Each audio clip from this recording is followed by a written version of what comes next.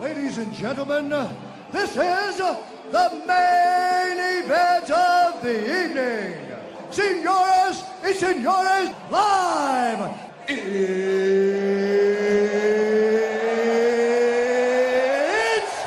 time!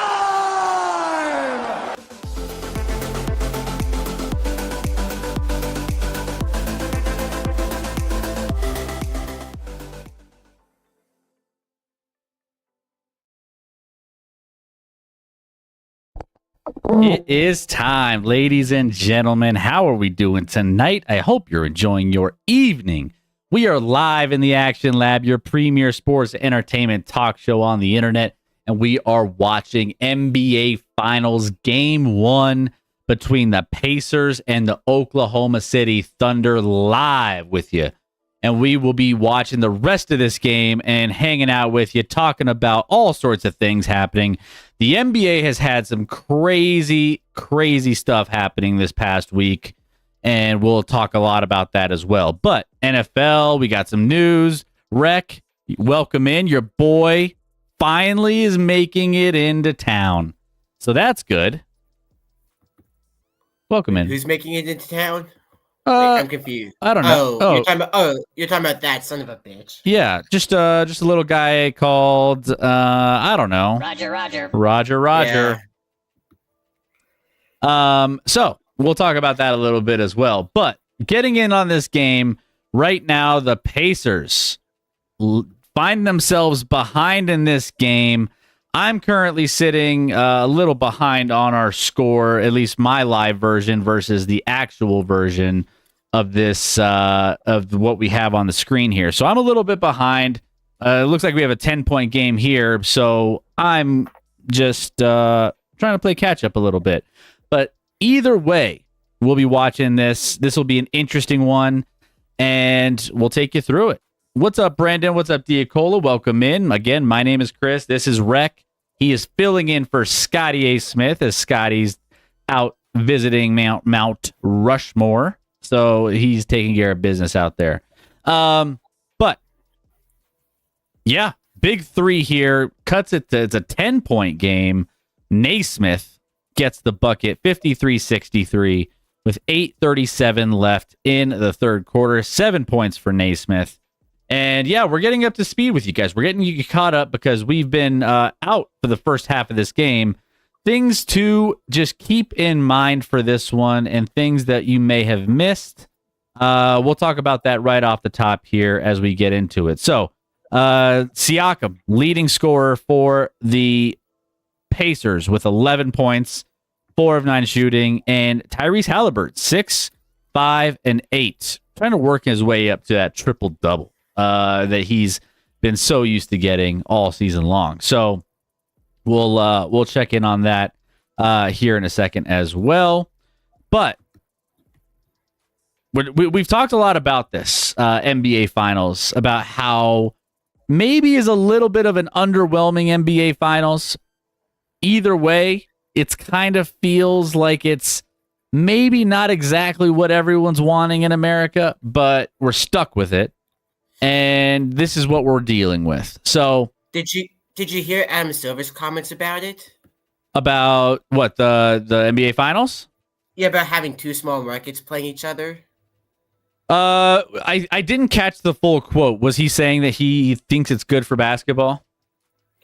Yeah, let me scroll up and find it real quick. Find that quote. I forgot if I was at the today yesterday, but essentially he's like, yeah, the NFL celebrates two small markets facing off in the Super Bowl, so why can't we have that here? Well, he's trying to make it sound a little bit. He's trying to compare two different leagues to make this sound better. And he did. He was talking about like, yeah, everyone would be so. It's like even said like, yeah, people would be happy if it was a Steelers Packers. It's like that's a little different. My detector test determined that was a lie. Here we go. If we were going into Super Bowl and it was Packers versus Steelers, you guys would celebrate that. Adam Silver on two small market teams in the finals. Yeah, that's false. I mean, like again, like Steelers and Packers are kind of historic as opposed to Thunder Pacers. And like his version of that, NFL version of that would be more like Jaguars Vikings. Yeah, it wouldn't be great. Yeah, I think if you were to do an NFL equivalent to what we're watching right now, I think we would probably be looking at like something along the lines of like a Tennessee and I don't know. Like Tennessee and like I said, Minnesota Vikings. Indianapolis, Tennessee and Indianapolis. They play in the same division. That's physically impossible. Oh, yeah, you're right. Well, or Indianapolis or either one. Take one of those two from the AFC South. Take someone from a mediocre team, probably. Yeah. So Miami Dolphins. Yeah. Miami Dolphins may be in the mix, at least on the AFC side. So Tennessee, Indy, Miami, and then they go against someone from NFC like Tampa Bay. Yeah, or Carolina. Carolina would be a good one. Tampa Bay and Indy. Yeah. Coincidentally enough, we picked both Indy teams. Indy, we have an Indy team in there now, and we have an Indy team that we think will probably slot in if we were comparing this to the NFL. But I just really can we just have a competitive series at least, just to make this somewhat competitive to where we don't have to like just totally shit the bed from a rating standpoint. We can actually have some competitive basketball. Right now, it doesn't seem like that's the case. Because right now it seems like this is more of the same of what we've been seeing, especially in the Minnesota series with Oklahoma City. Honestly, Rick. Yeah. The Denver Oklahoma City Thunder series was the NBA Finals. That was the NBA Finals. Let's just put it right there. That was the NBA Finals. This is just a little consolation to actually hand out the trophy. But the actual NBA Finals was Denver, Oklahoma City. Yeah, because that went to 7. That went to 7. You had a Denver team that had 3 players that were just absolutely just awful when it came to getting hit with injuries, and no bench, and they still took this Oklahoma City team to 7. So, exactly. It is what it is. But here we are. We're watching this series, hoping that Tyrese Halliburton can have a little bit of magic in his in this Pacers team. Hopefully, we can do what is on the screen right now and just see a choke job by Oklahoma City. But if we're talking about a good series, we ought to talk about hockey then. Yeah. We've got game 1 went to overtime. Game 1 was competitive. It was pretty good game 1 in the NHL, which you'll take that. That's a lot better than what we've been seeing in a lot of these games. Oilers, by the way, won 4-3 over the Panthers in overtime. So yeah, Oilers. I still lean Florida for that series, though. It was a really good game. Of course, it was around 30 seconds to go in the first overtime period when Leon Draisaitl finally snapped it home on the power play. Which I would still go Florida in a 7-game series. I'm always picking you have a team from the beach, and you have a Canadian team. It's pretty cut and dry on who you should be taking in that series. Yeah, I wouldn't be too upset if Edmonton won because they do have a couple expats from that 2017 Cup team. 3-point basket there, OKC up 70-57. And it seems like Oklahoma City is having some nice shooting from 3, at least from what I've been watching. Let me go ahead. Let's take a look at the stats here. 3-point shooting. We have both teams shooting 40% or above from the field right now. So Oklahoma City shooting 40% and the Pacers shooting 45%. So you're asking yourself, all right. So where's the discrepancy here? Actually, no, that's field goal percentage. Both of them are still shooting 42-41 respectively from 3. Let's see. Pacers out rebounding Oklahoma City up until this point. Turnovers. Wow. That's where it is. Yep, 421. Dear God. We have the Pacers have committed 22 turnovers to 4 for Oklahoma City. Yep, and ladies and gentlemen, that is the difference in this game. If you're turning over the ball, and that's just a testament to the Oklahoma City defense because they are so good at forcing turnovers. But I tell you what, I'm shocked that this game is as close as it is. I mean, I'm looking at our screen right now, and it's an 11-point game, and you're losing the turnover battle 22-4. Yeah, that's bad. It's crazy that this game is as close as it is.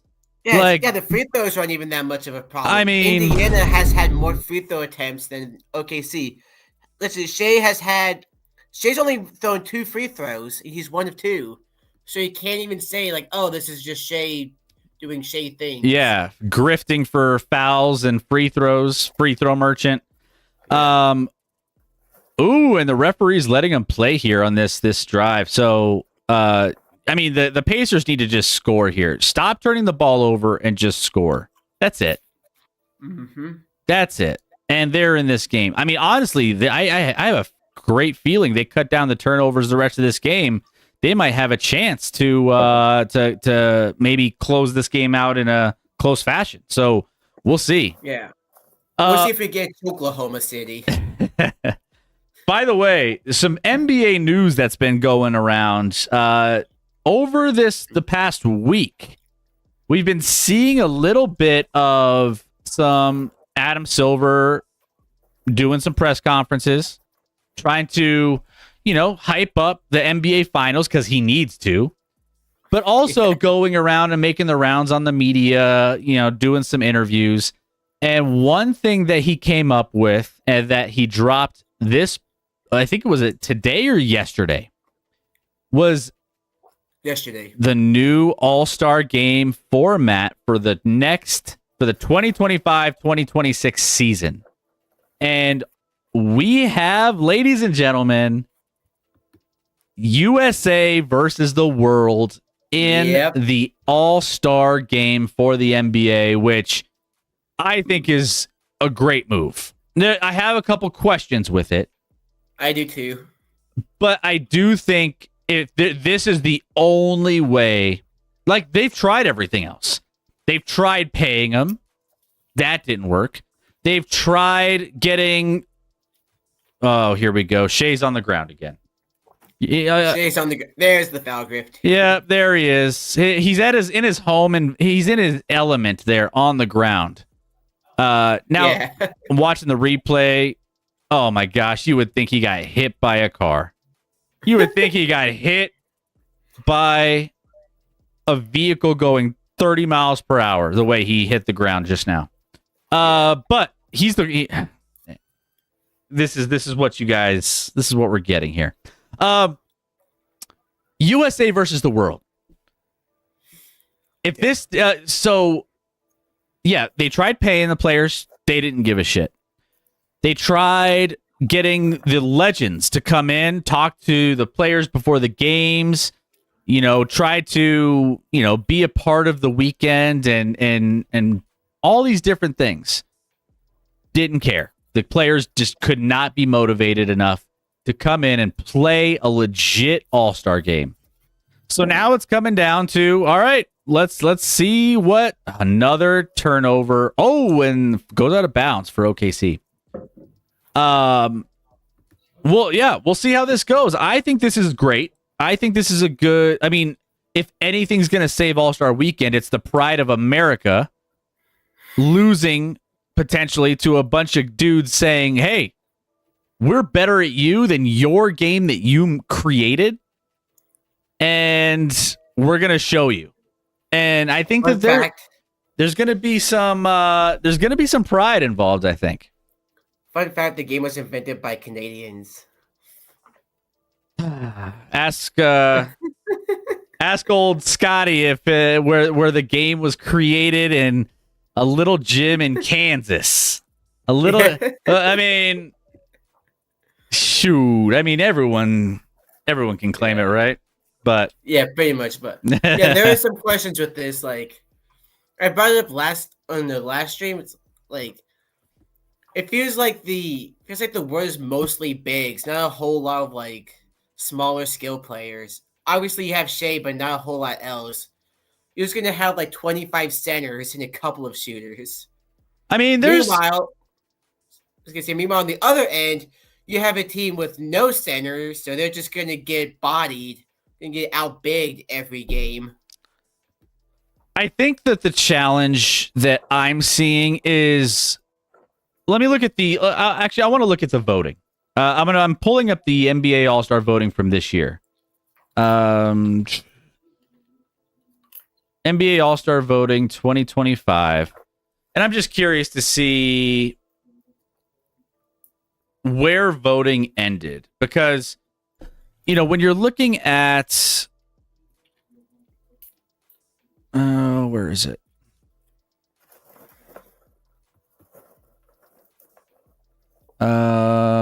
Third returns. What is this? This is fourth returns. Let's do third returns. Whatever. All right. So taking a look at the 2025 All-Stars voting. So I have concerns more so with dudes who maybe don't necessarily deserve to maybe get into an all-star game, but you have to fill out a roster for the I mean, you shouldn't have an issue with the world, right? Or I mean the USA team. Yeah, the world's going to be, like I said, kind of goes back to the fact that they lack shooters. Like, you can't just have 500 centers on one team. Still need the power forward, the small forward, the shooting guard. There's not a whole lot of that from the world. Yeah, so Americans. Yeah, so if you're looking at this, I think it's pretty safe to say Giannis is going to be on the world. He's going to be a starter. Jokic will be a starter. Shea will be a starter.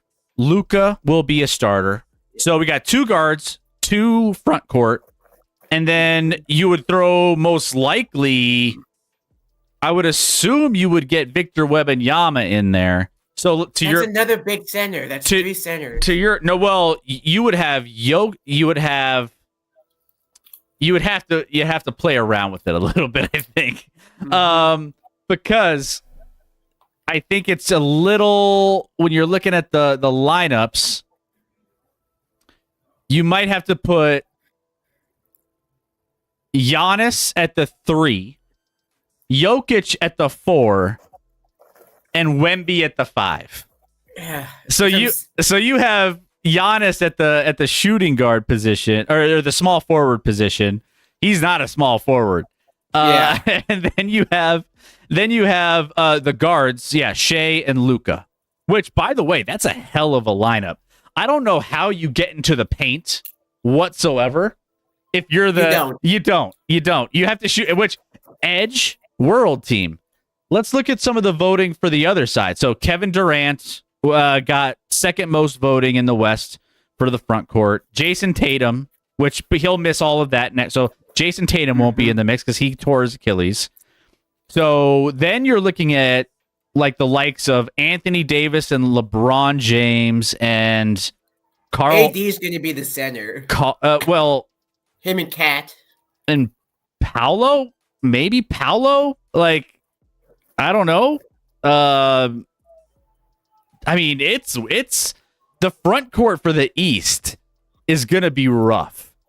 Mm-hmm. Not to mention, you got Domantas Sabonis on the back, coming off the bench for the front court.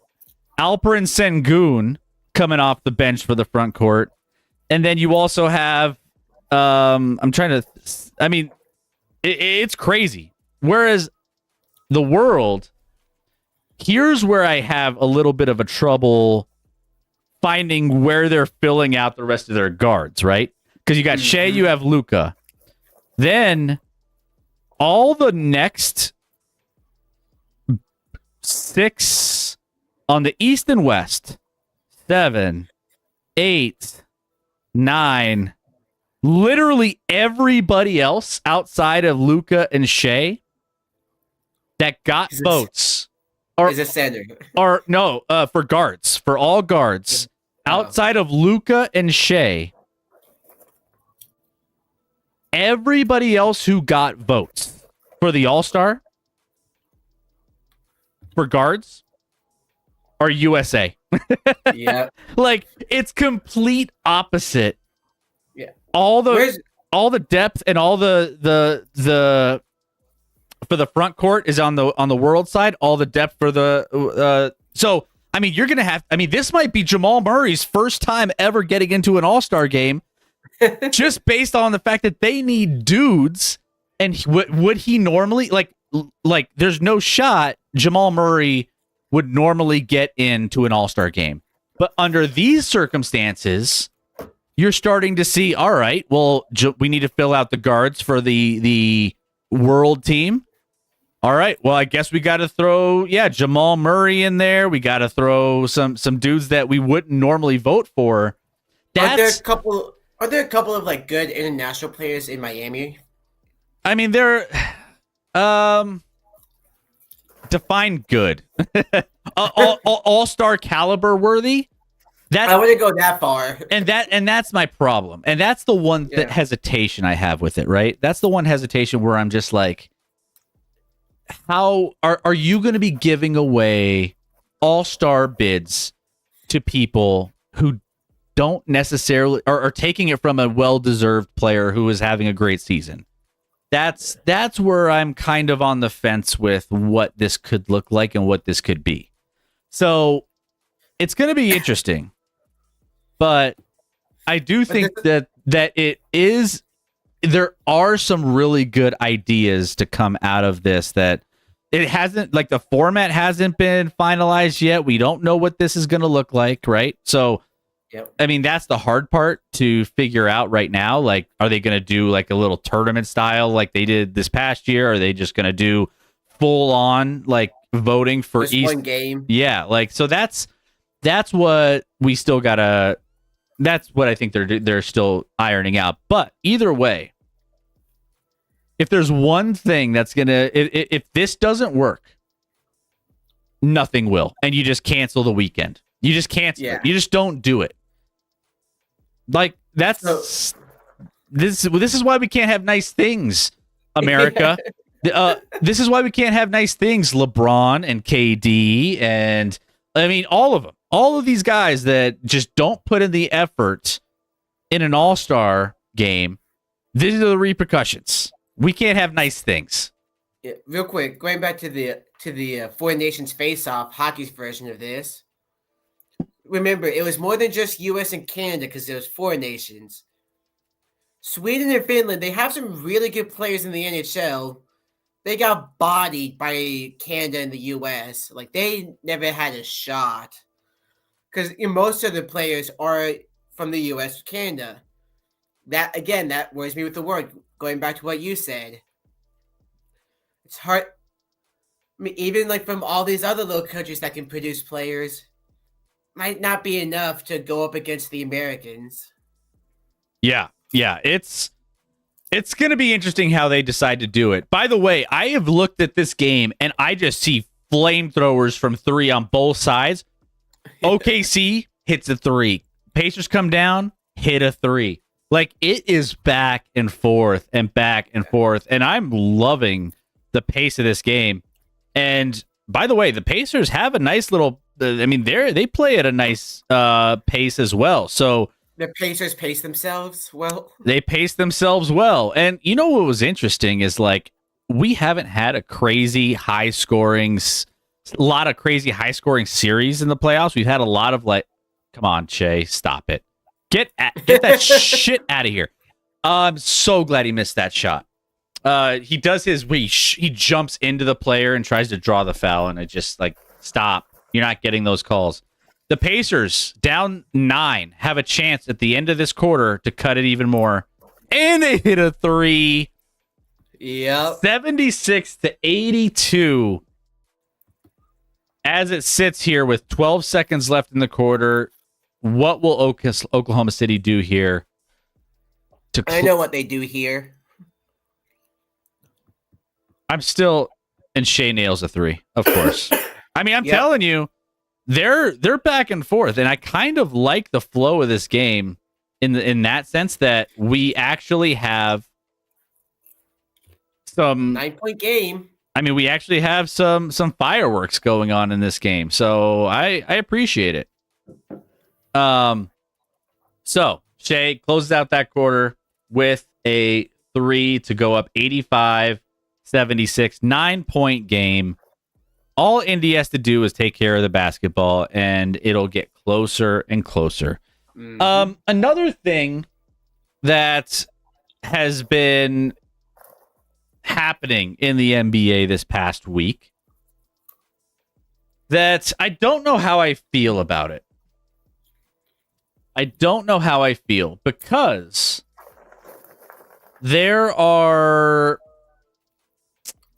how do I say, some changes happening with teams that are announcing new looks. And at first I was like, okay, I see some of these. It's not great. But it kind of goes back to the logos. Remember we were talking about like that logo, that person who does the logo designs and how cool like some of these designs are, really? Well, we had a couple teams. We've had at least one this past week change their logo, Rec. And Who was it? It was the Orlando Magic. I did see that, yeah. So we are going to look at this real quick because I have a little nostalgia and it's not working out for me to really feel great about what we're seeing, at least when it comes to some of these designs. So I'm going to show you what these look like. And we're gonna talk about it a little bit while we're on a little bit of a break here, because I'm a little disappointed, and now I'm like, we need to figure this out and go back to maybe we gotta fix this. I think it's the nostalgia of the NBA is not great. So let's take a look. This is what the NBA used to look like. Let me close this out a little bit. Let me open this up a little bit. And you had a look at this variety of logos, you know? Yeah. Like this looks great. Like, I mean, I think that there's a lot to like about just the different, I don't know, the uniqueness of a lot of these logos. It just, I don't know. This is what my childhood remembers. When I was playing like the NBA Jam and everything, you saw the logos, you matched it with the players, and that like this was home. Look at the different, just the flow of the different shapes, the different everything. Let's look at where we're at now. Uh-oh. Let's look at where we're at now. Let's go up a little bit here. This is our new NBA. Everything is a circle. Everything's a basketball. Everything is a circle. I'm almost ashamed of my Denver Nuggets logo. I'm like, oh, like Denver Nuggets, it doesn't seem bad. But when you look at everything across the board, what are we doing, NBA? Are we trying to fit into like some social media? Like, oh, it fits perfectly in our little social media icon. I'm like, this is brutal. Why does everything have to be a circle? And it all has to be with the little ring and everything else. Orlando kind of went outside the box and did a little star thing at the end of it. But the same thing is still true to all of these logos. And it just sucks. Like, this sucks. I'm sorry that we're going down this route. Kids will have, I mean, again, look at this. This was beautiful. Why do we need to go away from this? So, real quick, funny story. The guy who actually made my logo, he made a bunch of other people's logos, and he did it in that style, the style of like the new NBA logos. So you just have like one random dude on the internet where the NBA is basically doing what he does. It's like, man, I could do that really quick. Just give me, I don't know, $20 an hour, and I'll make it work. Yeah, it's kind of rough, and I really truly miss what these logos used to be, and it's just a shame. And I mean, soon enough, we're gonna have all these logos all turning into circles. It seems like, I don't know. Well, Grizzlies is a good one to not have as a circle. Just the little bear there. It just seems lazy. Like it just seems so lazy to me. Yeah. Mavericks is already kind of a circle, maybe. Just like, without the ring. I mean, Pacers logo is pretty lazy, actually. I mean, the Pacers logo is super lazy. It's literally the P inside of a circle. Brooklyn Nets. These are all lazy. They're all lazy. Brooklyn Nets is super lazy. Celtics, that one's more iconic. That's old school. Yeah, that's been around forever. So Warriors, that one's been around forever. That makes sense. Wizards, that is literally just a basketball and has nothing to do with being a wizard. The old wizard, if you remember, it's right here.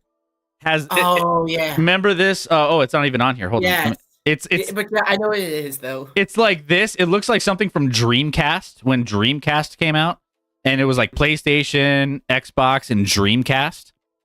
Yeah, I remember that old Wizards logo. Yeah. But then they changed it to one of the worst things. Yeah. So, I don't know. The days of creative logos are gone in the NBA. Yeah. All right, back to this game. Hey, what's up, SDG? How we doing? Good to have you. Let's see. Everything's circle boring. Only a few of those teams are team circle worthy for classic. Pistons, Hawks, Celtics, Supersonics, emotional damage. I'm sorry. Yeah, the Sonics.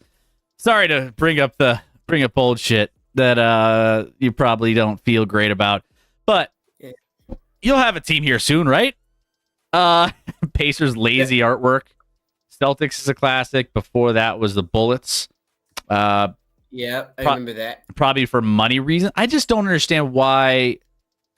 I mean, it costs more to use a non-circle. I guess. And could you still have a circle logo as like an alternative? See, this is what NHL does really, really well, I think, is they keep the logos that the logos just look so good and they're so different and so unique. And they have the alternate patches on the shoulders or the alternate, like, that's what maybe the NBA should do. Like, cool. Every NBA has their circle. Every NBA franchise has their circle, but they also have like their alternate logo that's old school, like the old, just free design. You could have so much fun creating those logos, but no, we just do circles. Pacers continuing to try to close this gap. 11-point game. 10:27 left. Oh, it's like going back to that. I don't know if you remember in the NFL, there's all the different word. You have the logos and you also have the word markings that go with it. And then there was like a few years span where, for whatever reason, every single team just moved to the most basic word marking you could ever think of. Yeah, it's everything is just like typed out in the same font, no special effects. Just like, why? Why is this your new thing? Why are you like announcing this it's something special? Just taking the fun out of it, taking the life out of it. Gotta be corporate. I want to cheer for OKC so bad, but my Supersonics ties cannot allow it. That's fine. You know what? I'm here with you, SDG.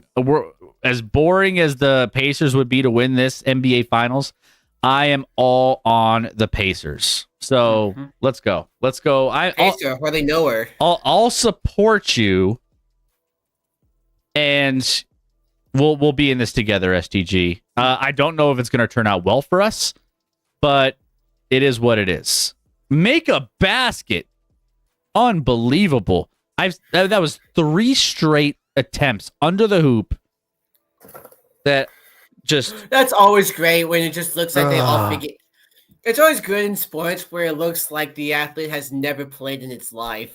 It's crazy how you miss 3 point blank layups under the hoop. And then you turn over the ball. The turnovers are crazy this game. It was 22-4 at one point. See what they are now. Hold on, let me pull that up here. Right now it is 5. Wait, no, that's wrong. 24-7. 24-7. And that's 24 turnovers for Indiana, 7 for OKC. And this game is as close as it is. This is a 79. Well, actually, yeah, it's kind of gotten out of hand a little bit here in this last quarter, but I mean, at one point we were a not. 6. It was a 6-point game. Yeah, 6-point game. Yeah, before Shea hit the 3 to end the quarter, it was 6. Which is insane to me how a team can be down 6, losing the turnover battle. Just shows Indiana could be the better team if they just get their shit together. They just need to, and that's the thing. I think that the issue for me coming into this series was Indiana Pacers not being able to, or just not turning over the ball. That was the key. If you don't turn over the ball and you're just patient with it, slow down, you have a chance to win this series. Exactly. You don't do that by coughing it up 24 times compared to your opponent with 7. Like, that's the difference in the game. So, real quick, you're talking about the Sonics coming back eventually, probably as an expansion team. Where should you put the other expansion team to make it 32 teams? Seattle and who?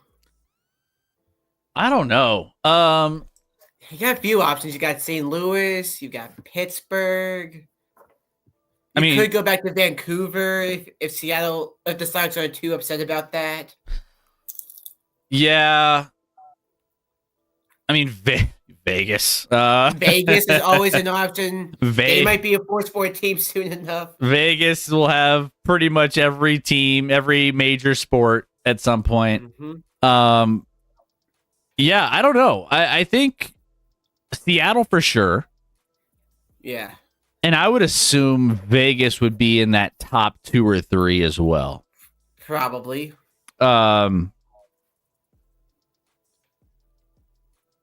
Yeah, that's probably where I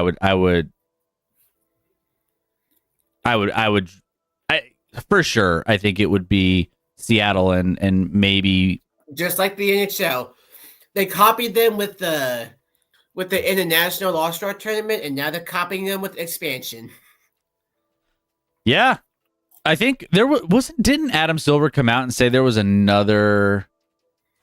Oh yeah, here it is. Here's the article. According to Silver, Las Vegas and Seattle have expressed tremendous interest in becoming the next 2 cities to get an NBA team. So yeah, it makes sense. It makes sense. Yeah. This might be my least favorite color scheme of the finals teams between Pacers and Thunder. This might be my least favorite finals of 2 teams between Pacers and Thunder. In general, Captain. I mean, it's still better than Warriors Cavs 4 years in the freaking row. Literally, no one was going to beat the Thunder this year, unfortunately. And this is before you came on, but I was telling Rec earlier, this isn't the NBA Finals. The NBA Finals occurred already. We saw the NBA Finals. It was between Denver and Oklahoma City, and Oklahoma City won. And then that was it. That was the NBA Finals. That was the best chance, the best series that we've had across these NBA playoffs. That was it. It helps me sleep at night every single night, Riley. Don't you worry. Yeah. I sleep like a baby every single night. It's great. Yeah. It's great. I'm sure sweeping the Marlins help you sleep at night. Rockies got a sweep. That's right. I don't know how I feel about that. I don't. It's like, oh no, the Quest to be the worst team in the history of professional baseball. They're really ruined. really screwing this up. They can't even lose right at this point. They can't even lose correctly at this point. Yeah, real quick. Do you remember the Chicago White Sox in their stipulation with tanking last year? Or not tanking, but just failing miserably? Oh, get the ball. The White Sox. Yeah, go ahead. But like the White Sox last year, the Rockies cannot pick in the top 9 due to anti-tanking rules. Oh, yeah. The best the Rockies can do this year is pick 10th overall. It's crazy. Figure it out, Rockies. I want you to be as bad as possible. I want you to make all the headlines. I want you to be in the news for everything. Let's see how they're doing today, if they're playing today. They play the Mets at home. So I think are they off today? And then they start their series tomorrow? It looks like they were off today. Yep, because Mets lost to the Dodgers. Yeah. So Mets and Rockies both going to be squaring off here in the at Coors Field this weekend. Oh, they got a bless. Oh, I got to make a bet on that game tomorrow. Holy crap, that's going to be free money. What, Rockies? No, I didn't see that. It was the Cardinals Dodgers, but the Dodgers have this one horrible pitcher that the Cardinals know really well. And just because I'm saying this all out loud, they're going to get shut out. Just because that's how things go when I talk. 3-point bucket. Come on, close the gap a little bit here. Let's get this a little closer. Let's go. Someone did call his shot on the last stream about the Rockies on Tuesday. I mean, Rockies. Oh yeah. Someone said that the Rockies were going to win Tuesday's game against Sandy Alcantara. Yeah, who's been having a rough season. Might be biased, but the Knicks Pacers series was a good one too. Yeah, it was. I mean, there were some close games in that series, but the Knicks, you just felt like they just couldn't come away with a win, even if they tried. Like, come on, boys, take advantage of this. Take advantage of this. So the Mets are in peak season form as well. I see. Yeah, they're in great peak season form. 3-point basket, baby, and here we go. Here we go. 88-96. Timeout on the floor. OKC bleeding away a little bit here of their lead. Turner with a 3. Hartenstein couldn't get out there quick enough, and he nails it. Love this. Let's keep it rolling. Don't disappoint me, Indiana. Don't tease me. Please. Keep disappointing him. Don't tease me like this. Don't. I mean, if the Pacers know, I mean, if they learned anything in that, I mean, they had a lot of just ups and downs in that New York Knicks series. There were points where they had to come back. There were points where they gave up leads. And, I mean, I'm telling you, maybe we'll see some of that in this series. Let's see. Knicks were one flukish shot away from a Game 7 at the Garden. Yeah. I mean, there was some opportunities there to win some games, especially like, last second shots, super close. But yeah, I mean, let's see if the Pacers have some clutch gene in them. And we saw Halliburton have some clutch gene in him in the last one. I mean, you saw him throw up the choke. I have it on the screen here, doing his best Reggie Miller impression, throwing it out there. Or his best, yeah. I mean, you name it. You name it. Name your best choking teams, and it qualifies for this. Got Reggie in the chat there, too. Just throwing up. It's a Pacers thing. It's a Pacers thing, guys. Come on. Yeah. They're going to have to pace themselves if they want to come back. Jokes write themselves at this point. I mean, basically, right? Yeah, we'll hang out with you through the end of this game, and then maybe a little after. There's a few things happening in the news, so we won't spend too much time after the game is over. But if there's anything you guys want to talk about before we get to Sunday's show, just throw it in the chat. Obviously, NFL news. We had Aaron Rodgers. I mean, Roger. You got yourself a brand new quarterback, Rick. Here's the thing. Can I give you a little bit of like a sliver of optimism? I don't think it's gonna work, but you can try. It couldn't be worse than what I mean. Like, it's an upgrade from Russell Wilson. It it depends on the Russ you're talking about. Like, Russ in the first 7 games was balling out. I mean, you saw the game against the Jets live here on Sunday Night Football. There's a couple other games. The bank in the road game in Cincinnati, he had the second best game of his NFL career, and then it just went downhill. And even then, I don't really blame. Like, if you're giving me a list of people to blame for the Steelers' collapse, Russell Wilson's 4th or 5th. Either way, it can very much get worse than Russell Wilson. Either way, I mean, Aaron Rodgers still has some accuracy. He still has some left in that arm. And he's a pocket passer. If you give him protection, I think he has a pretty good chance to complete some passes and do some nice things. I mean, I trust his upside more so than some other guys, but you're still probably looking at what? Third at best quarterback in the division. I mean, by default. Yeah, by default, because the Browns still exist. Because the Browns don't have anything. So it's like, by default, he's still.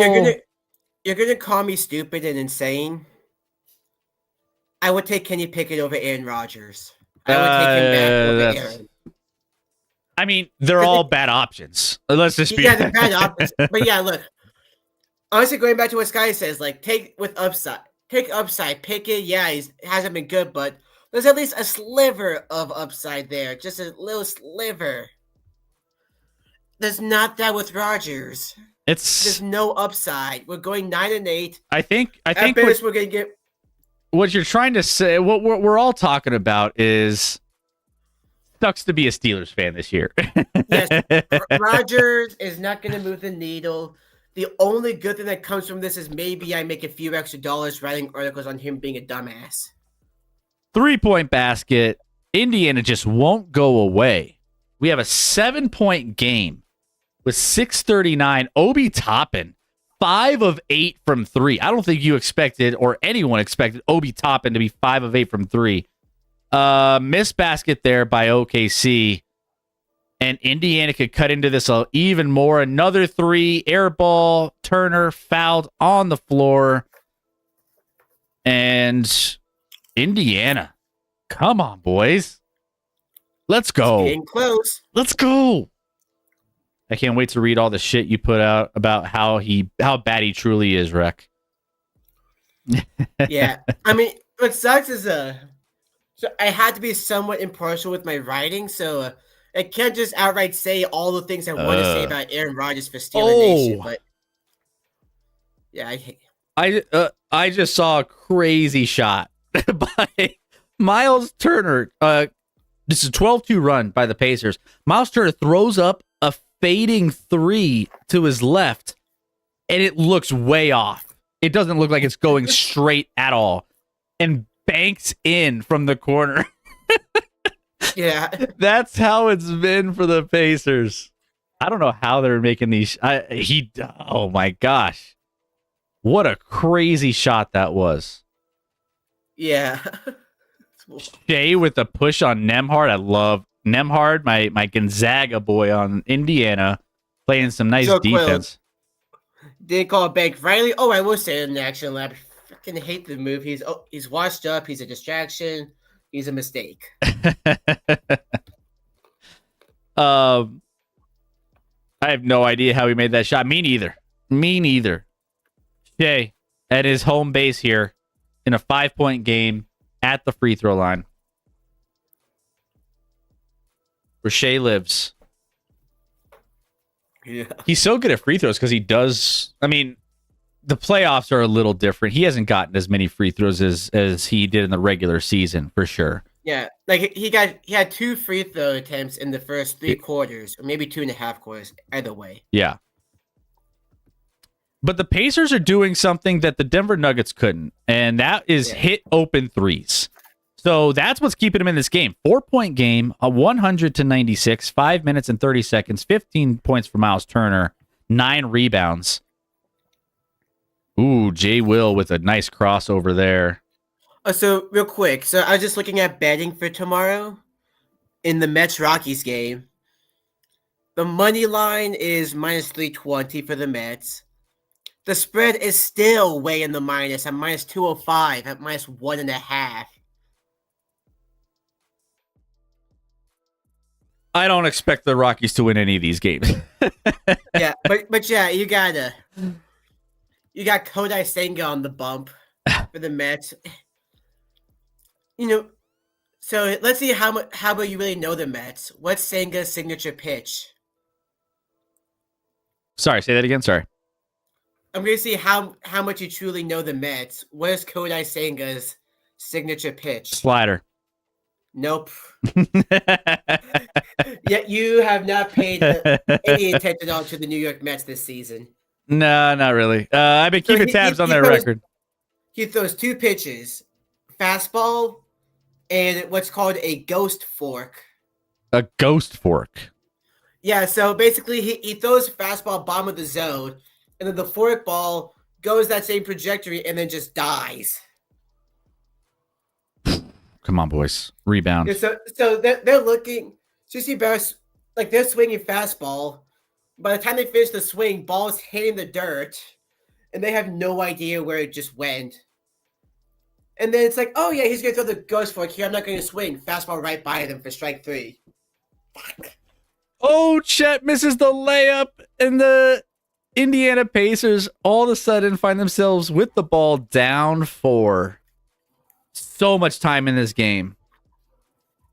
Nemhard. No, that's no travel. Stop it. All these casual fans in Oklahoma City thinking they know basketball. There's no such thing as a travel. It's like all these fans in Oklahoma City calling for travel on that play. I'm like, this is how you know Oklahoma City just ain't it. Like they're not even knowledgeable basketball fans, are they?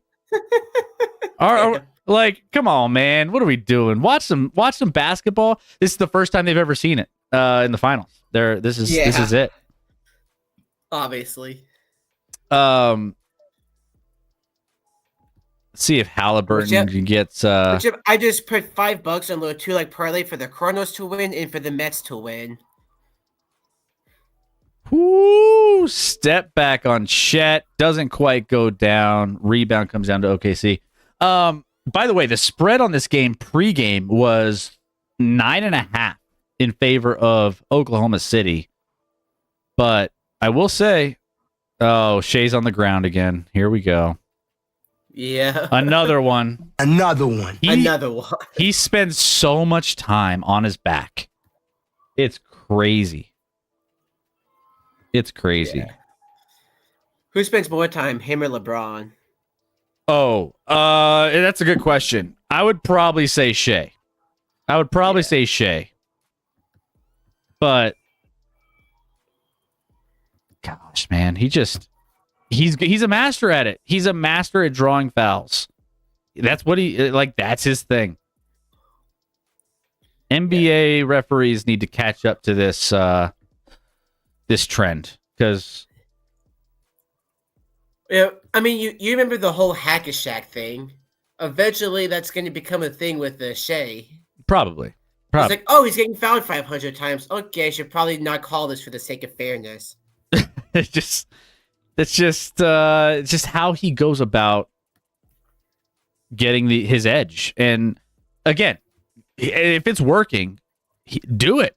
Like, I mean, we've talked about this. Jokic has his ways of getting past like hooks when he goes down low and he's in the post and he hooks his elbow around his defender. Like he's so good at it, and you could call a foul on that a lot of times, but they don't, because it's just kind of like it's just part of how he's mastered that particular move.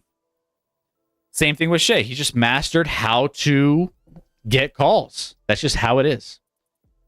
All right. So all of a sudden, Pacers find themselves a little bit behind here. Yep. Be right back and take a code yellow. Code yellow. Siakam going to the free throw line here. Siakam close the gap to 6. See if he can do it. Pacers are playing better than I thought. 32 from the MVP though. Yeah, he's playing good ball. I'm so torn though. It's like, I really do want Indiana to win this series. Really do. It still blows my mind that the Oklahoma City can still get their fans to wear all those damn shirts. It's crazy. How do you bribe you? Like they've got to bribe them with something. Threaten them at the door. Siakam misses the first and misses the second. And now, looks like, what was it, staying here? We got some lane violation or something?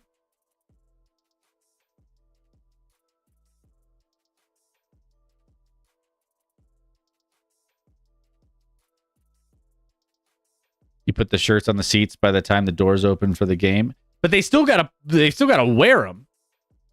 They do that in Denver for games, and nobody puts them on.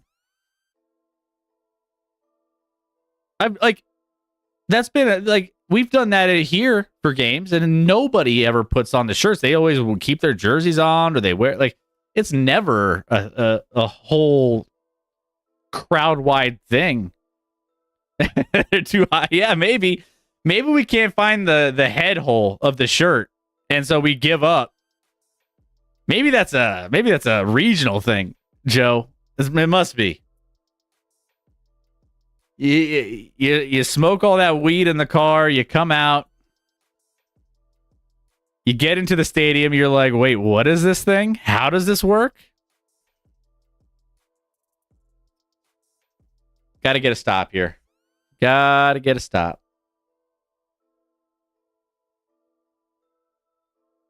Oh.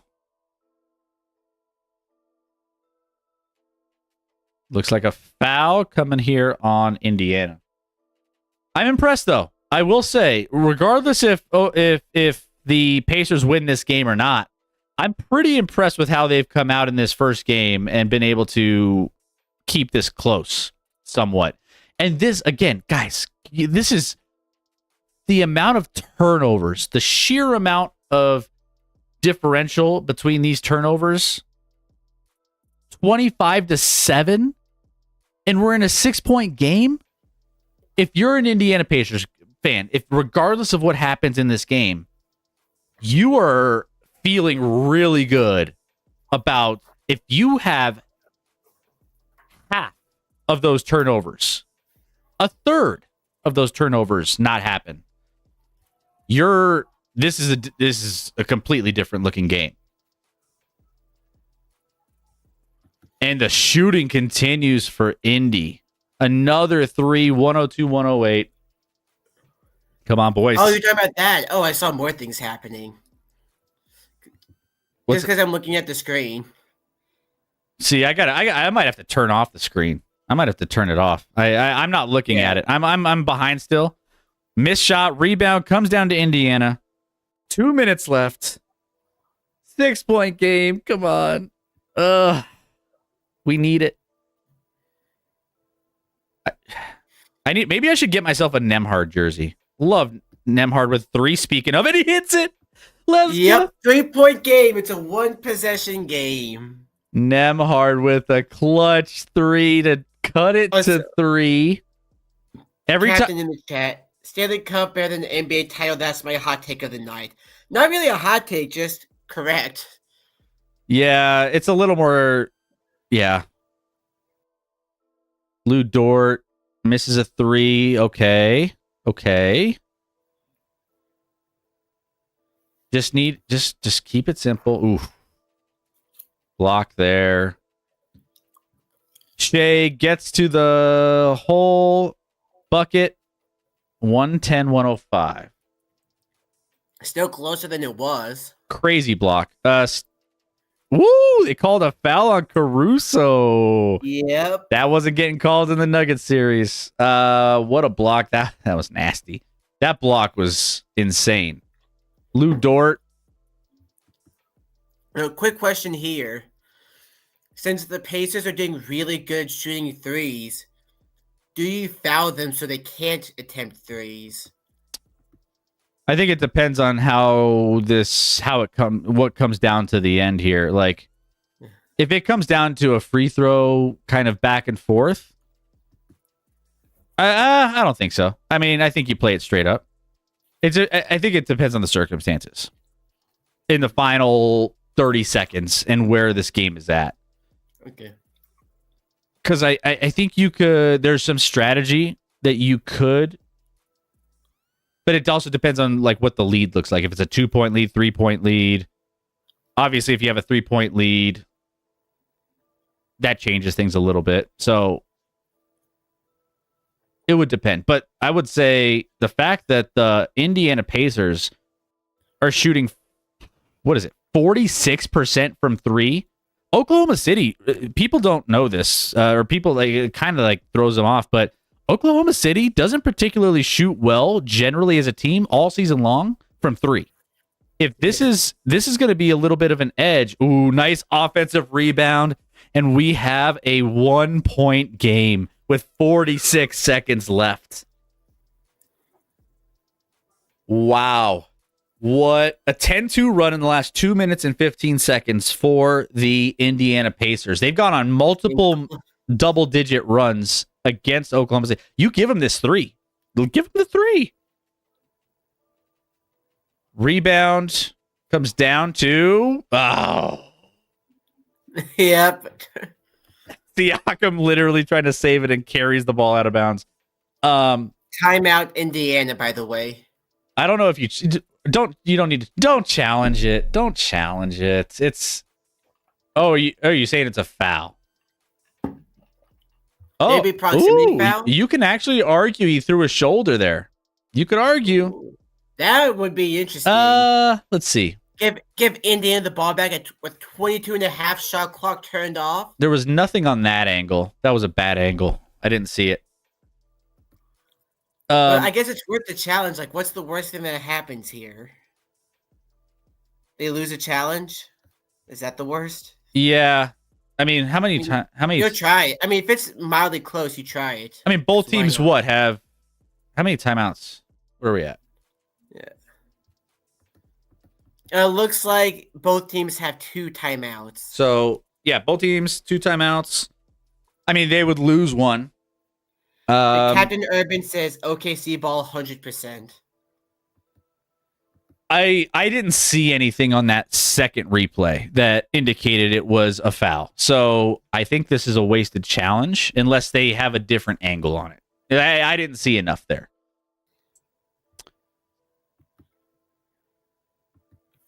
Man. Still interesting. Still 1-point game. Which obviously, if you're Indiana, you lock down on the inbound and foul immediately. I mean, this is the kind of game. If you can steal this game on the road, game 1, it's massive. This is massive for Indiana if they can steal game 1. They stole game 1 and game 2 for the New York series, which was obviously super helpful for them, given the sense that, I mean, they escaped with one of those games being an absolute toss-up. But those are the games you have to win. And those are the game. I mean, when it's all said and done, you have to steal these. If you have a chance, you have to steal them on the road. Yep. Call. Okay, I already know what the call is. Never mind. I'm not going to spoil it for you. I mean, I have a feeling it's going to be OKC ball. That's my hunch. Let's see. Let me hear. I can.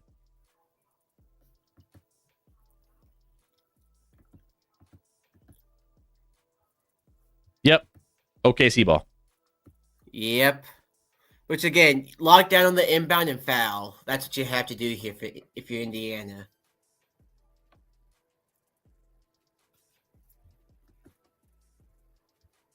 Yeah, there's not enough. If you're not calling that consistently throughout the course of the game, you're not going to get that call. Yeah.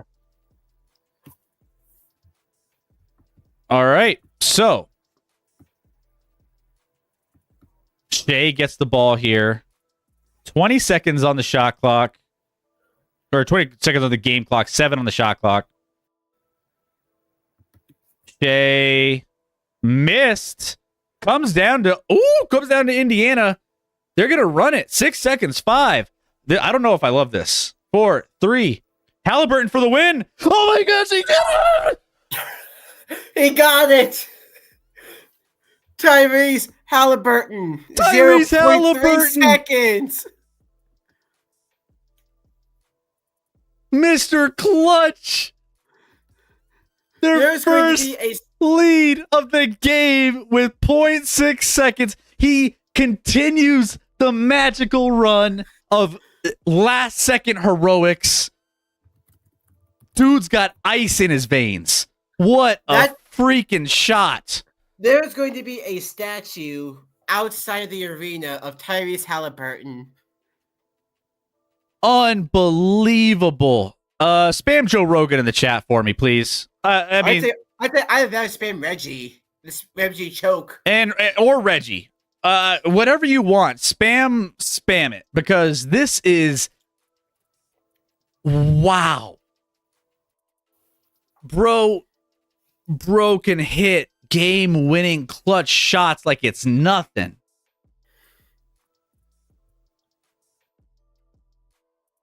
And now, wow. with the Thunder timeout, everyone's, OKC puts their whole offense on. Pacers take the whole offense out. Defense goes in. Halliburton is currently out of the game for this last shot. Pacers now take their timeout. They are now out of timeouts. Thunder have 1 left, but I don't think they can use it here. What a game. Tyrese Halliburton. Now, OKC did get to advance at 0.3 seconds. You only have a chance. You have to. It's literally a tip, kind of. You might have a chance to maybe grab it quickly, but you need to get that thing up instantly.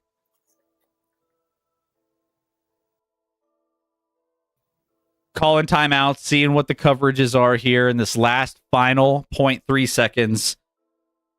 You can't let anything near the rim. Anything near the paint can't happen. No fouls, no nothing. Yep. Ooh, man. This game is wild. What do you think the Indiana coach is telling his players right now? Like, don't touch anyone or I will stab you. Seriously.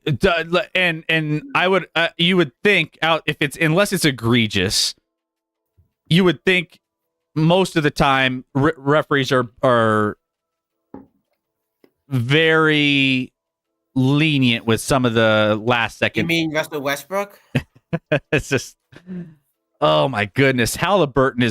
I'm telling you, Halliburton is creating his legacy. I've talked a lot about how much I've loved Halliburton.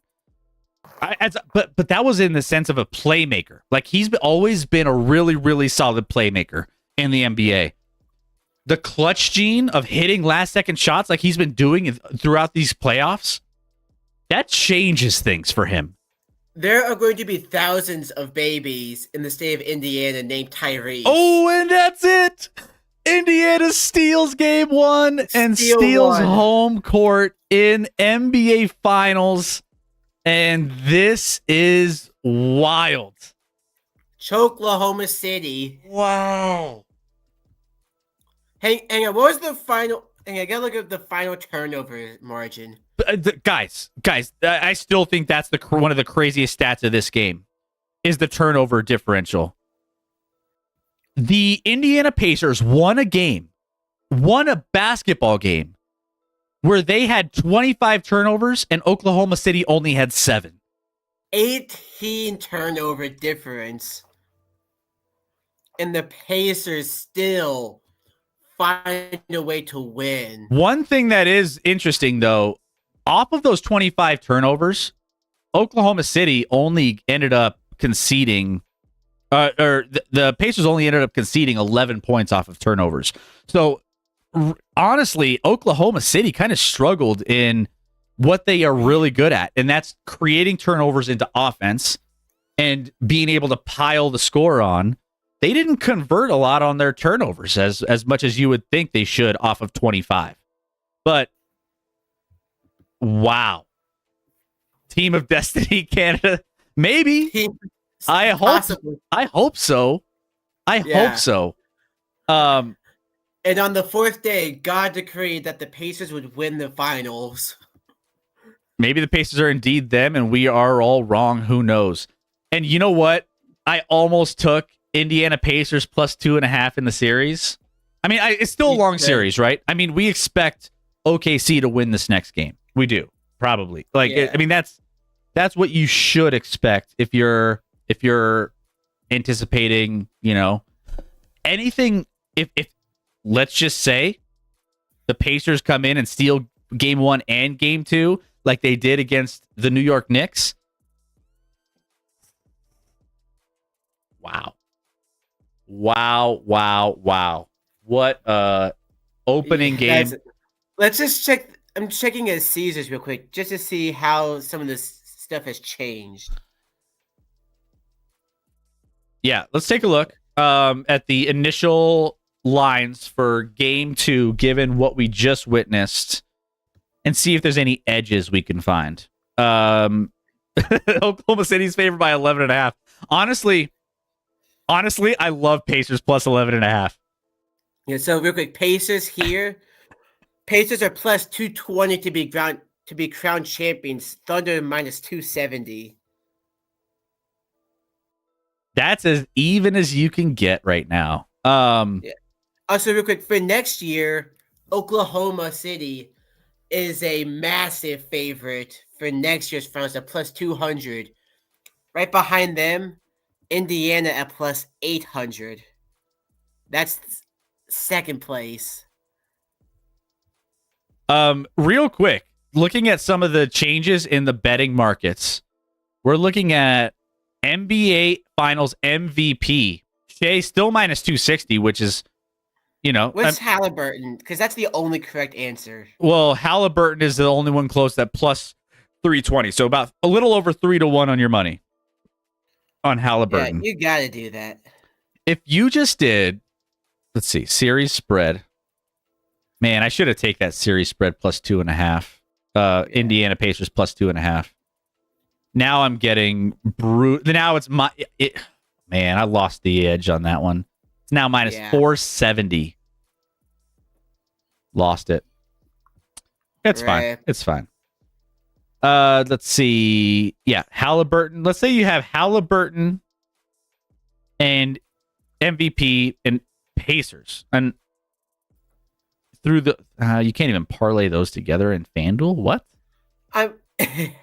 Yeah, I hate certain things that you can't parlay together. It's kind of weak. Don't get mad at me because I'm smarter than you. Yeah, don't get mad because I'm just trying to win some cash. You know what I'm saying? Exactly. Get out of here. Let me bet what I want to bet. You always have the edge. Yeah. FanDuel, you always have the edge. Exactly. No, that's the case with everything too. Also, I love this. Largest lead in the game: Oklahoma City 15, Indiana 1. They didn't. I mean, Indiana, I was very impressed with how they came out in this game, and I was really impressed with even when they got down. That's the offsetting balance. We talked about the turnovers, but I think you have to look at the 3-point shot as well. The Pacers shot 46.2% from 3, 10% better than the Oklahoma City Thunder at 36.7. So they shot 10% better from 3. That was also what kept them in this game. That was also what kept them just inching back into it. Oklahoma City didn't defend the 3, and the Pacers nailed open threes. That was something that a lot of other teams have struggled in the playoffs against Oklahoma City. But Oklahoma City, this whole season, hasn't been great from the 3-point line. Yeah. Halliburton got that dog in him. Sheesh. That's right. Halliburton. There will be a statue of him. Halliburton is creating himself a nice little legacy early on. If he wins an NBA Finals here, how old is he's still, what is he, 20? Let's see. 5? Tyrese Halliburton, is he is 25. I called it. 20. I'm older than Tyrese by a couple months. Tyrese Halliburton, 25 years old. Wow. Woo! Chairman, thank you, Chairman, for the 37 months. Appreciate that love always. Thank you, Chairman. Go shout out to Chairman of the board. Go give him a follow if you haven't already. All right, question for next year. Should Indy play the Knicks on Christmas Day? And if no, is that a miss for Adam? They have to. I think that would be a great game for Christmas Day. You know what I think Christmas Day? Can I just throw some predictions out? Yeah. You're going to have Indy and New York on Christmas Day. You're going to have Oklahoma City against Denver on Christmas Day. You have to. That's a good one. You're going to have, there's what, 3 more games? I would say you would have, the West, Lakers in there. The West is stacked. The West is stacked. So you're going to have, I would say, Lakers Clippers, just because you have to get the Lakers in there. Dallas. I think Dallas is in there with Cooper Flag, and maybe you throw Dallas, because you have the Dallas LA with Luka getting traded. Dallas LA would be good. Yeah, you're right. So Dallas LA, Denver OKC, New York, Indiana. Boston might not get a new Christmas game because they don't. Maybe Boston, Cleveland. But Boston doesn't have Tatum. Yeah. He's out all season. So also, real quick, Chairman, talking about how he's been here for 3 years. I have family members I don't spend this much time with. That's right, Chairman. That's why we love you. Got to run, catch you Sunday night. Sunday night, Captain. Let's see you Sunday night. We're going to probably head out of here in a few minutes as well. We'll probably I just want to close out a couple thoughts on this game, and then we'll probably get out of here. And then Sunday night, when's the next game? So it is Sunday night, but it'll be ending around the time we go live. Yeah, so we'll probably, and maybe. We'll probably do an update on the on how the series go then, and then maybe like some sort of like community thing, game night trivia, something. Oh, we got a hype train. Hype train, let's go! Hype train is off and running. Let's go. Can't leave for a while. You're stuck here, Chris. We're stuck for at least another. We're stuck for at least another 4:41 until the hype train is done running. Until someone else does something and extends it. Yes, we have a hype train. Thank you, Deco, for the 200 bits. Thank you, Chairman, for the 37 months. The next game. When's the next game? What time did you say it is? It's Sunday night, 6 o'clock your time. So, like I said, it'll be ending when we go live. Yeah, you're right. 6 o'clock. Okay. Yeah. So that series is gonna be. Oh yeah, that show's like I said, it's probably just gonna be like looking back at the both series so far, that and hockey, and then maybe some community thing. Yeah, we'll have a lot planned for you this Sunday. Tyrese is pretty clutch. That's an understatement, Black Market. That is an understatement. He has been so good these playoffs, and I don't think there's any other. I mean, you could argue.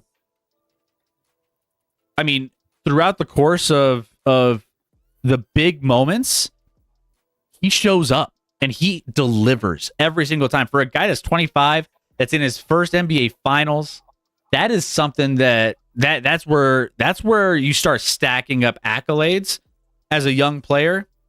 I mean, to win, let's just hypothetically say the Pacers go on and win this series. Yeah. Tyrese Halliburton, I mean, I wouldn't necessarily have him as a top 10 player right now.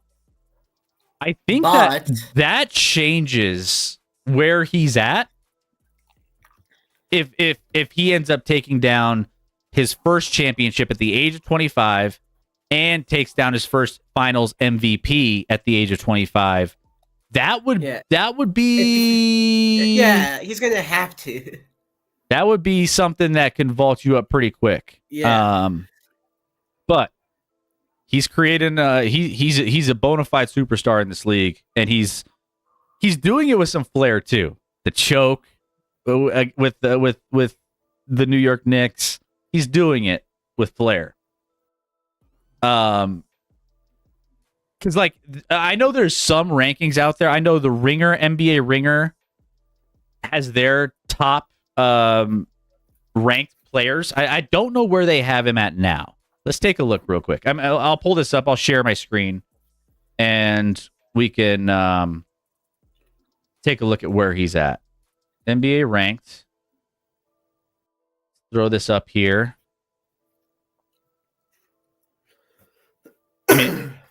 Oops. Move rec here.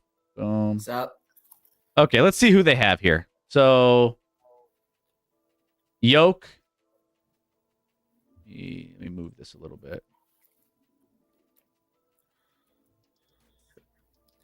Jokic at 1, so you're not going to freak out too much about it. No, that's perfectly where he deserves to be. You know, Shea number 2, Giannis 3, Luka 4, Steph. I mean, Steph's kind of fading a little bit. Yeah, I wouldn't put Steph at 5. I don't know how maybe a couple years ago. I don't know how I feel about. I think Steph. I wouldn't put Anthony Edwards behind him. I'd put Ant should be above him. Ant's still young. I mean, Ant's only. It's crazy to think Ant's only 23 years old. Mm-hmm. It's crazy. Tyrese at 7. So they do have him at 7. Okay. I mean, He's behind him. So Donovan Mitchell, Jalen Brunson. I mean, I'm shocked they have Tatum this low. I mean, I get there. I've kind of been a critic of Tatum, but do I think? I don't know, man. I mean, Tatum below. I don't know. That's Black interesting. Market Tatum is only low because of injury. I mean, maybe that's why he's low. Wemby's going to climb this, by the way. Wemby. Wemby, he should be top 10 next year, probably. He will easily be top 10 next year. I would argue Wemby could surpass Mitchell, Brunson. Mitchell and Brunson, at least, on this list. I think LeBron's fading. LeBron up here is kind of... I mean, he's 12th. He's outside of the top 10. I mean, he's only up there because name recognition. Let's be real. Yeah. I mean, he's on his way. I think, and that's the crazy thing about the NBA now, is we're starting to see the changing of the guard, like literally and figure. LeBron James of the world, the Steph Currys of the world. I guess you'll have Kevin Durant, who's going to try to find one more home next season and maybe try to, speaking of Kevin Durant coming in at number 14. I was going to say, What does Durant goes to whichever these teams wins, whether it's going back to OKC or Well, Indiana. that's what the meme is, right? Everyone knows what the meme is. Of oh wait, the Oilers just won a championship. Kevin Durant on the phone trying to get in with the Oilers. Halliburton keeps getting hated and keeps silencing. I love the way he's played this playoffs. I do. And dude, this is a clutch run. Like in any other sport, what's a more clutch run that you've seen in one playoff season? One set of playoffs. I mean, that's a great question. I mean, because anyway. Well, and because there's different runs. Because like there's pure domination of like an offensive run in the playoffs. But there's like Eagles were dominant. They were clutch. They were just too dominant to be clutch. Agreed. Yeah, there's a difference between having an incredible playoff run offensively and having a clutch playoff run. Yeah. I'm not going just like incredible dominance. I'm just going most clutch. Like, oh God, was losing. Hey, get in here. Thank you. Yeah, I would say. I mean, Kawhi had those years in Toronto where Kawhi was really clutch that year, that playoff run. Now I'm going any sport too. It doesn't have to be basketball. Yeah. I don't know. I know Jamal Murray, as crazy as it sounds to like throw him in the conversation. No, I'm serious. Jamal Murray has hit some crazy shots. I mean, a lot of them have been against the Lakers, I will say. Yeah. But like, I mean, he's made a lot of crazy clutch shots in like the last few years. I would say recent memory bias. He comes off as one of the more clutch players. Because, I mean, there's a thing. Jamal Murray in the playoffs. Kawhi with 1 year in Toronto. Just like one little stop. Oh yeah, I forgot about the obvious choice. The officials for the Chiefs. Oh, there you go. This guy is not here to defend himself. He's not here. And that's it's fine. I mean, LeBron, I guess you could throw it. I mean, it depends on how far you want to go back. Because, I mean, you could say Jordan obviously had some clutch games. Dirk, I feel like Dirk had some good clutch games back in the day. So, I mean, there's been some clutch performers in the history, but recently, I mean, Kobe, you could throw Kobe in that mix. Kobe's always been kind of clutch when it comes to playoff. Or maybe you go back a few years, Evan McPherson for the Bengals in their Super Bowl run, even though they didn't win. McPherson hitting game winner after game winner in his rookie year. I mean, he's a kicker though, so it's kind of like, does that take away some of it? I don't know. I mean, you got to still convert. Steph. Mm-hmm. So, but like I'm telling you, the shots that Tyrese Halliburton has made in just the last two in the New York series and this series alone, unbelievable.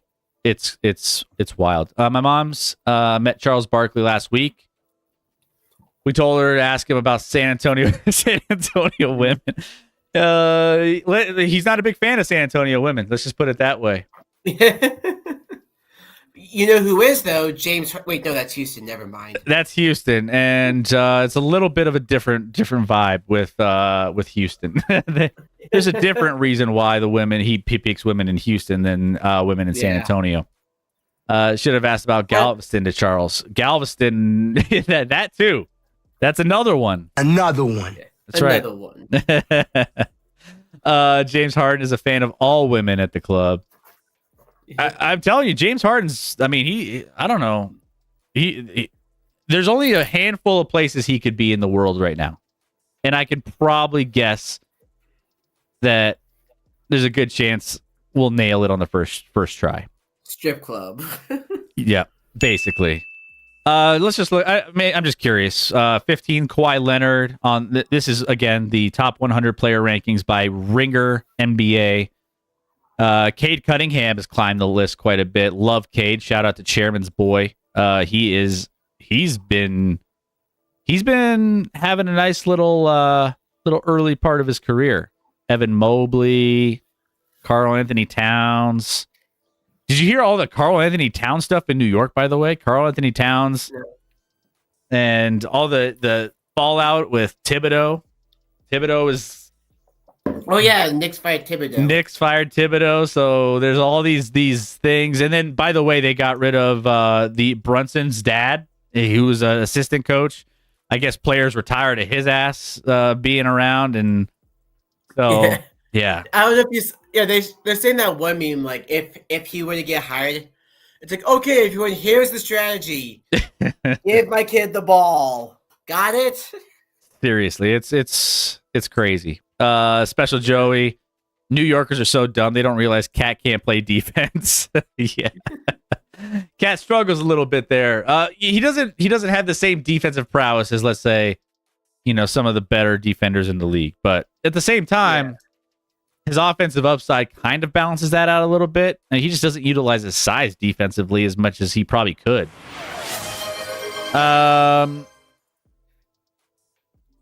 Let's see. Kyle Lay. Surprisingly close. You're just missing the last syllable. Lay? Yeah, Leahy. Okay, all right. That wasn't too far off for taking a stab at it. Like, shoot. Yep, SCG got Kyle Leahy. Getting better at these things, Devin Booker, Suns. Man, the Suns are gonna blow that up. That's for sure. Suns, they're gonna be a mess. Jay Will, Jaylen Brown, Paolo climbing the list. Pascal Siakam at 23. Obviously, we saw him in this series. What did he finish with, by the way? Let's see. He finished with 19. Was he? Let's see here. Siakam. He was leading scorer for. He was the leading scorer for the Pacers, which 19 as the leader. 10 rebounds as well, double-double with 3 assists, a block. And he was a -10 on the court. You know what's interesting? I'm looking at the box score for OKC. Chet Holmgren. I mean, I love my Gonzaga guys, but Chet shit the bed tonight. Oh my God, 2 of 9. 2 of 9 for 6 points. Only 1 block in this game for a guy that... I mean, 6 rebounds, no assists. Chet had a rough game. It's still a +4. Chet had a rough game. Shea obviously did his thing. He did well tonight. Jalen Williams from 3, 1 for 4 from 3. I feel like Jalen has struggled on and off, but Chet can't handle Siakam. Chet struggles with athletic dudes that can really put him in the spin cycle a little bit. If you throw an athletic guy like Siakam, I think this is going to be a tough series matchup-wise for him. Isaiah Hartenstein off the bench had better numbers than Chet. Alex Caruso, yeah. I mean, shout out. I like the one guy in OKC who had 1 minute of play. Kenrich Williams. I don't even think I've seen. I don't even know what he looks like. Actually, I couldn't tell you what that dude looks like. I don't even know that was a. If you were to tell me Kenrich Williams plays for the Oklahoma City Thunder, and I'm an avid NBA fan, I couldn't tell you if that was true or not. You could have been like two truths and a lie, and I would have said that's the lie. I had 18 legs correct of a 19-leg parlay, only needing Chet to score 10. Oh, no. Is that real? Is that real? Cuban Betty making an appearance. Cuban. My man. My man Cuban. It's been a minute. Hope you're doing well. Obviously, I got to hang out with Cuban at the bar here in Denver locally. It was awesome. Had a great time. But shout out to Cuban. Hopefully everything's going well for you, brother. What was the Tyrese stat line? Tyrese Halliburton finished with 14 points. 6 of 13 shooting. 10 rebounds. You know what's crazy? Assists. He was 2 of 7 from 3. Didn't shoot well from 3. Yeah. But he hit the most clutch shot of the game as expected. It's all you need. And triple-double in his first NBA Finals appearance. You know what? Double-double. Aaron sorry, double-double. Yeah, sorry. I was looking at another rebounding stat. I was looking at his defensive I don't know what I was looking at. Yeah, 0 offensive rebounds, 10 defensive rebounds. Yeah, I see. He only had the 6 assists. That I expect his assists to go up. For him, 3 turnovers is a lot. I think that goes down. Miles Turner had 6 turnovers, 5 turnovers for Aaron Naismith.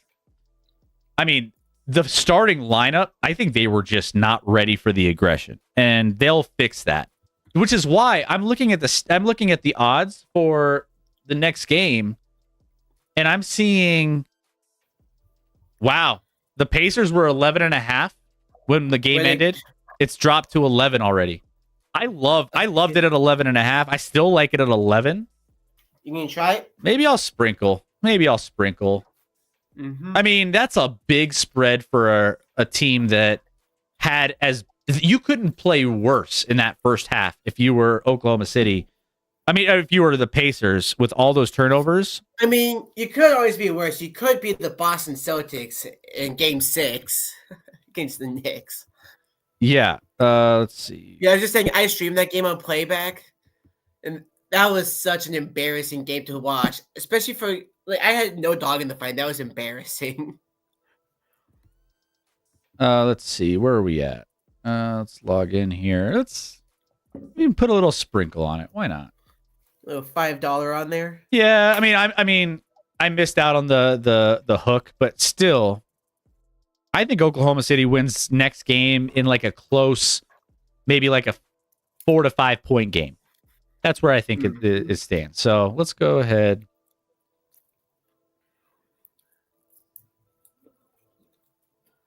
Do this. Anyways.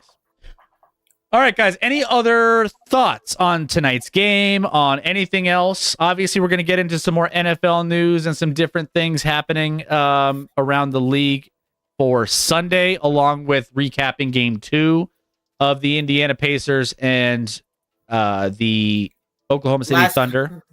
Yep, final comments. Fuck Aaron Rodgers and fuck Mike Tomlin. They're both dumb.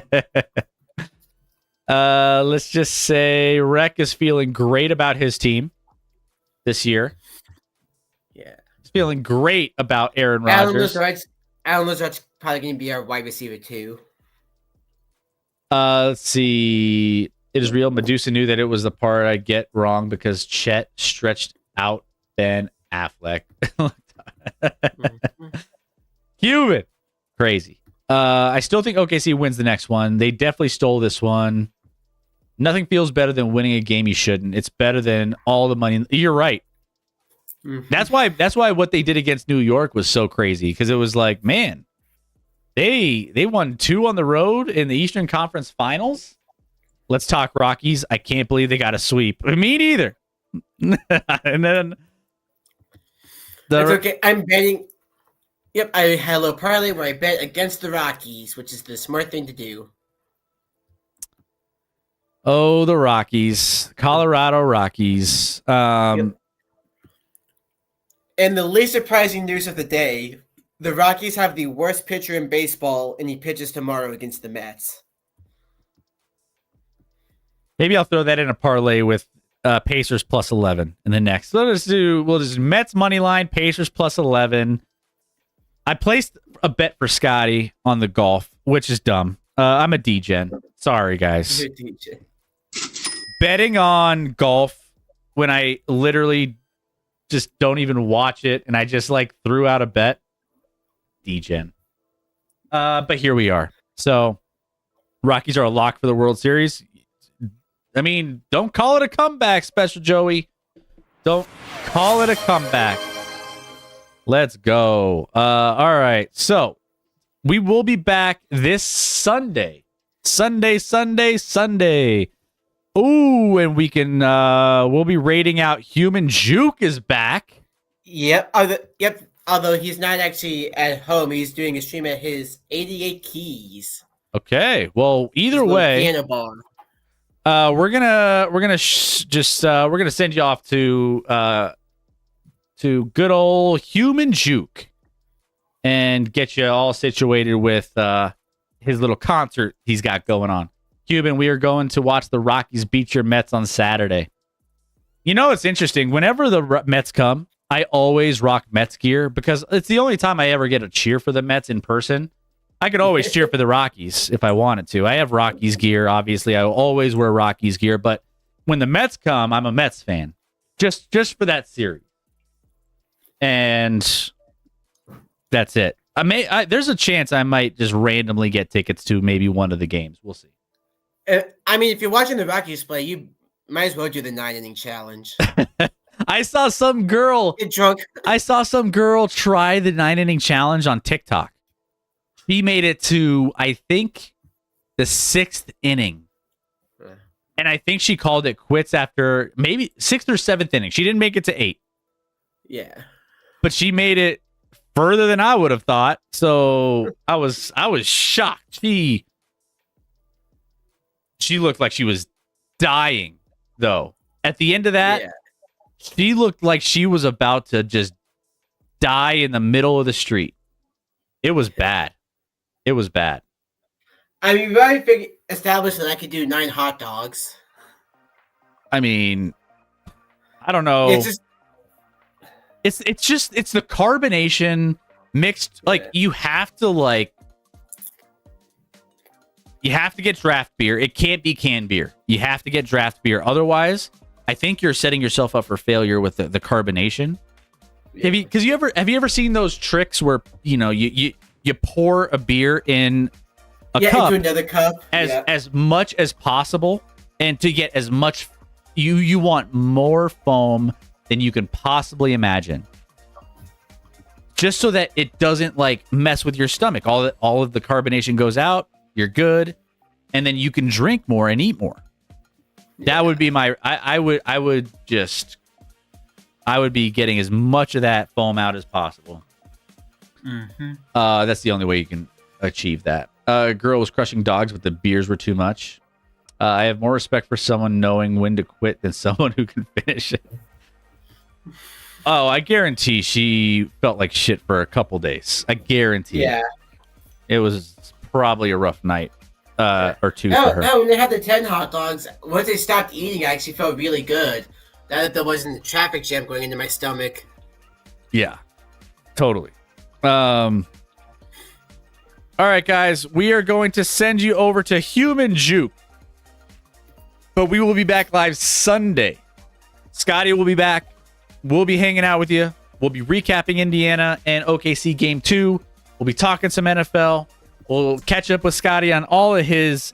Maybe we'll talk some Mount Rushmore with him since he got back, and we'll have some fun with it. But either way, we'll be back Sunday. Can't wait. Between now and Sunday, go be a good person, live in the moment, put the phone down, enjoy the people and things around you, and also go be a good person. Why not? Hawk Tua could do it. I mean, probably. Spit on that thing. She did an entire pizza challenge. She was almost done and threw up. Oh, that's Pizza Princess on Twitch. No, I have not. Pizza Princess. What a name. I mean, I could eat an entire pizza on my own. That's lame as shit if she can't. Rick, any last words for the people? Nope. Thanks for stopping by. Thanks for dealing with me eating popcorn all stream. Hope it wasn't too much of a problem. And there you have it. There you have it. Love you guys. I bet Rick eats a full child-sized pizza. No, if I wanted my own pizza, I usually get at least a medium, maybe a large. So I could eat all in one go. Anyways, love you guys. Have a great night. Go give Human Juke a love and let him know the boys from ActionLab say hi. And we will see you back here Sunday night. Love you guys. Bye, everybody.